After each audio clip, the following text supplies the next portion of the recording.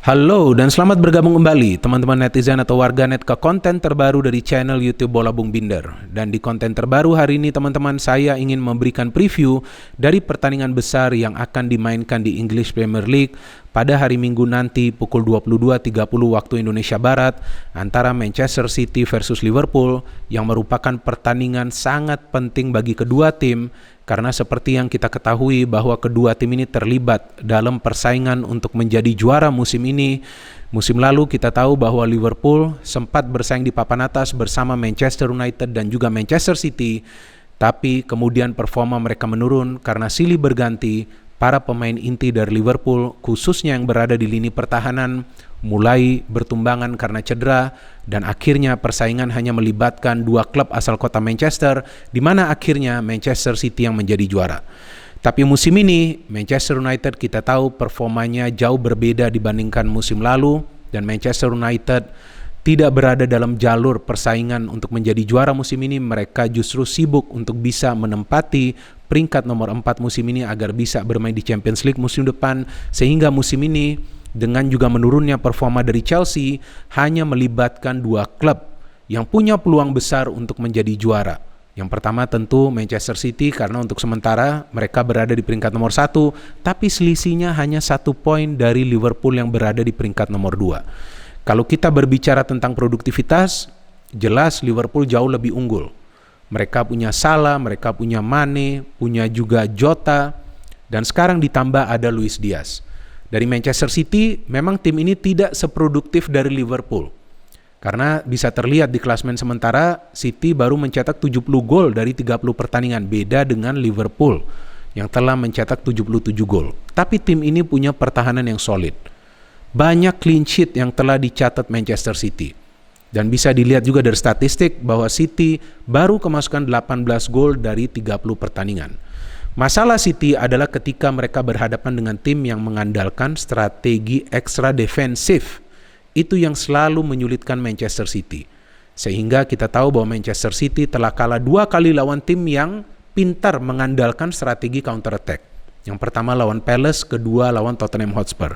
Bahkan dalam 10 pertandingan terakhir di English Premier League, City ada 2 kali seri dan 1 kali kalah, ya lawan Tottenham Hotspur itu. Beda dengan Liverpool, dalam 10 pertandingan terakhir terus-menerus meraih kemenangan. Dan yang paling sulit adalah untuk mengalahkan 2 tim ini di English Premier League musim ini, teman-teman. Tanyakanlah kepada Arteta, iya kan? Karena Arsenal kan dibantai nih sama 2 klub ini. Jadi ya wajar 2 tim ini yang sekarang terlibat dalam perburuan menjadi juara musim ini. Nah ini kan menarik ketika selisih poinnya hanya 1 dan 2 tim ini akan bertemu pada hari Minggu nanti. Memang City bermain di kandang sendiri, itu tentu memberikan mereka keuntungan. Tapi ya jangan salah, form Liverpool juga di pertandingan-pertandingan away, apalagi lawan tim-tim besar atau tim-tim papan atas itu bagus, teman-teman. Liverpool memang sudah kalah 2 kali, dua-duanya di pertandingan away, tapi bukanlah lawan tim besar atau tim yang berada di papan atas. Beda sekali permainan Liverpool ketika mereka bertemu tim papan atas. Terlihat mereka bermain ekstra hati-hati meskipun strateginya tetap adalah strategi menyerang. Tapi mereka tidak akan langsung melakukan penyerangan, teman-teman.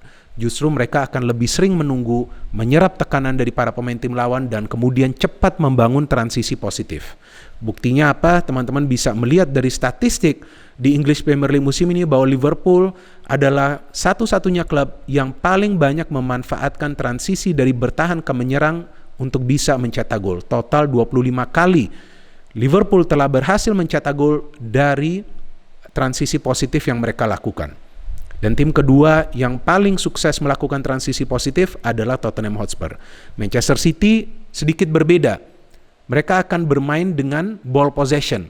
Dari awal akan mengambil inisiatif untuk membangun serangan dan terus-menerus meneror pertahanan dari tim lawan. Tapi kadang-kadang tim ini juga sulit untuk bisa mencetak gol, meskipun mereka udah mendominasi jalannya pertandingan. Seperti hasil seri lawan Southampton, seperti hasil seri lawan Crystal Palace, kemudian kalah lawan Palace dan juga kalah lawan Tottenham Hotspur. Masalahnya bagi Liverpool adalah ketika para pemainnya kehilangan momentum ketika mereka coba untuk membangun serangan, sehingga beberapa kali serangan mereka itu bisa diputus. Nah ini yang perlu dijaga oleh para pemain Liverpool, terutama kedua fullback yang kadang-kadang setelah keluar tapi tidak cepat kembali ke posisi mereka semula. Trent dan juga Andrew Robertson. Dari Manchester City yang hebatnya kan bahwa mereka tidak mengandalkan satu atau dua pemain dalam urusan membangun serangan. Ada Gundogan, ada Bernardo Silva, ada juga Kevin De Bruyne di lini tengah bersama juga dengan Rodri. Nah, kalau Liverpool kan sedikit berbeda. Ya, kita tahu bahwa di lini tengah mereka lebih sering mengandalkan Jordan Henderson dalam urusan membangun serangan dan dua fullback mereka yang kerap terlibat dalam urusan membangun serangan.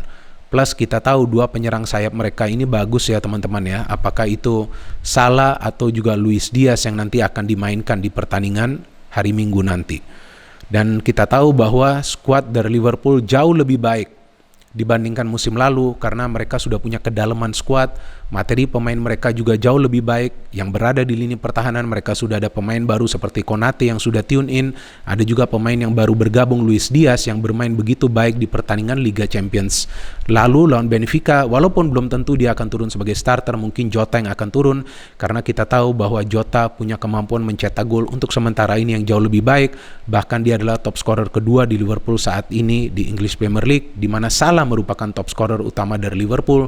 Tapi kita tahu bahwa performa Salah sejak Mesir tidak lolos ke Piala Dunia lagi menurun. Ya, kita belum tahu nanti apakah dia akan bisa bermain sesuai ekspektasi seperti biasanya nanti di Etihad.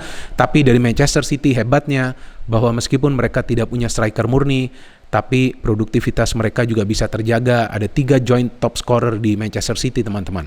Kevin De Bruyne, ada Riyad Mahrez, dan juga ada Raheem Sterling. Jadi sulit juga untuk para pemain tim lawan mengawal pemain dari Manchester City karena bisa saja ada pemain yang terlepas dari kawalan itu dan mencetak gol. Belum lagi kita tahu bahwa lini tengah mereka juga cukup produktif. Pemain seperti Rodri saja bisa mencetak gol.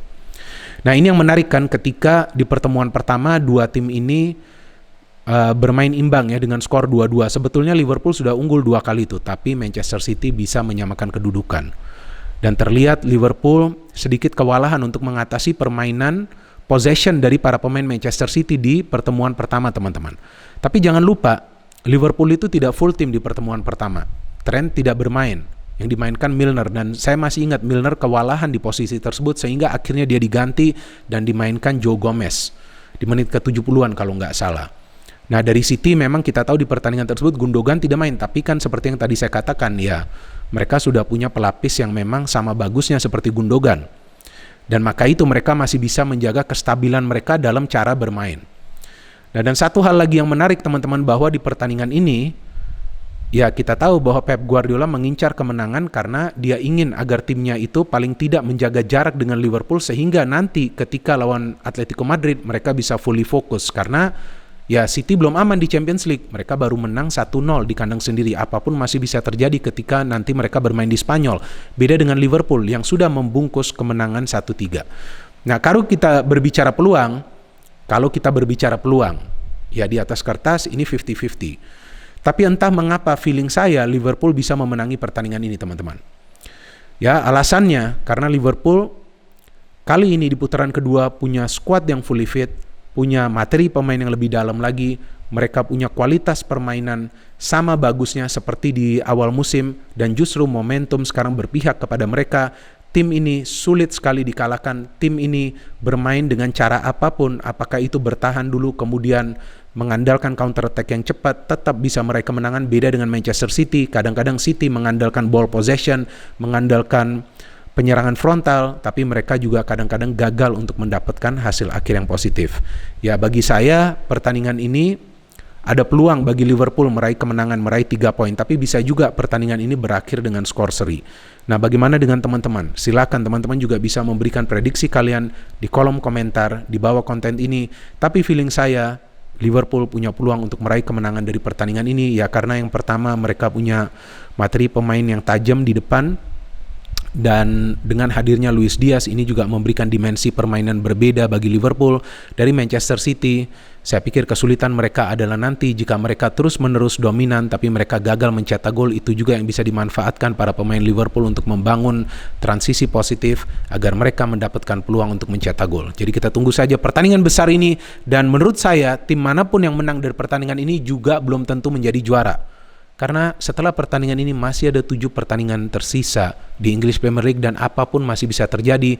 Dan kita tahu jika City menang, maka selisih poin mereka dengan Liverpool akan menjadi 4. Itu juga tidak menjamin bahwa mereka akan bisa menjadi juara. Jika Liverpool menang, maka selisih poin mereka dari City akan menjadi 2 poin, dan itu juga bukan jaminan bahwa Liverpool akan menjadi juara musim ini. So let's enjoy the game. Kita tunggu bagaimana nanti kedua tim ini akan memperagakan permainan menyerang mereka, dan yang saya harapkan tentu akan ada banyak gol yang tercipta di pertandingan ini. No hate, only football. Salam sepak bola.